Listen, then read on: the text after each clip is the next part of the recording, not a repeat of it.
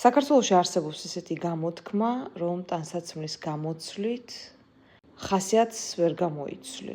მე ვიტყოდი ესე, ხშირად ადამიანებს, როდესაც ან ჯადო აქვთ გაკეთებული, ან პრობლემები აქვთ, ან წმენდა სჭირდებათ, ან რაღაცა, არ უჯერებენ, ესე ვთქვათ, კომპეტენტურ პიროვნებებს და სულის და სხეულის გასახალისებლად მიდიან რესტორნებში, ყიდულობენ ძვირფას ტანსაცმელებს, ვითომ ერთობიან, მოდიან სახლში და ისე ტირიან თავის ცუდ ცხოვრებაზე. რომ იქ არც ერთმა მამაკაცმა ყურადღება არ მიაქცია, შეიძლება ძალიან ლამაზი ადამიანი იყო, მაგრამ ყველასთვის შეუმჩნეველი დარჩა.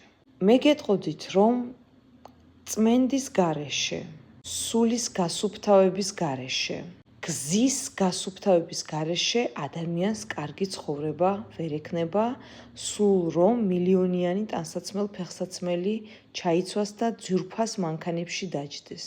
რატომ არის ხოლმე რომ ადამიანები, რომლებიც ძვირფას მანქანებში ზიან, დიდრულ სახლებშიც არ არიან ბედნიერები და შეიძლება ადამიანი საშუალოდ ცხოვრობდეს, მაგრამ უბედნიერესი და უჯანმრთელესი იყოს. თქვენ არიცით ის მდიდარი ადამიანი რაში ცხოვრობს, ვის ართმევს ამ ფულს, როგორი გზით შოულობს ამ ფულს, მის ქმარს საყვარელი ჰყავს თუ არა და საერთოდ რა ხდება მათ ოჯახში, თქვენ ეს არიცით.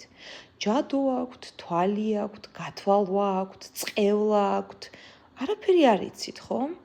ამიტომაც არიან ეს ადამიანები უბედურები და შეიძლება ის საშუალოდ მაცხოვრებელი ადამიანი, რომელმაც გაიგო, რომ ან გათვალვა აქვს, ან ჯადო აქვს, ან რაღაცა, ყველაფერი გააკეთა იმისათვის, რომ ეს ყველაფერი მოეხსნა და მე მყავს ესეთი კლიენტები და გააგრძელა ცხოვრება ბედნიერად და წარმატებულად.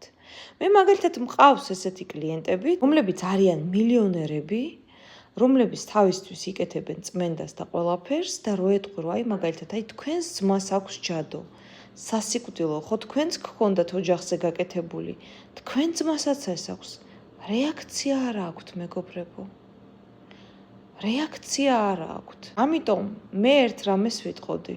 თუ შენ ძმას არ მიხედავ, ბოლომდე შენ ვერ იქნები ბედნიერი, იმიტომ რომ შენი ძმა შენი ოჯახის წრეში არის და ენერგეტიკულად შენ გეკუთვნის. რაც არ უნდა ძვირფასი ცხოვრებით იცხოვრო, შენ თუ გაქვს წყევლა, ჯადო, თვალი და 1000 კიდე სხვა ენერგეტიკული დაბინძურება, კიდევ ვიმეორებ. სულ რომ $100,000 ტანსაცმელ-ფეხსაცმელი ჩაიცვა, ბედნიერი ვერ იქნები.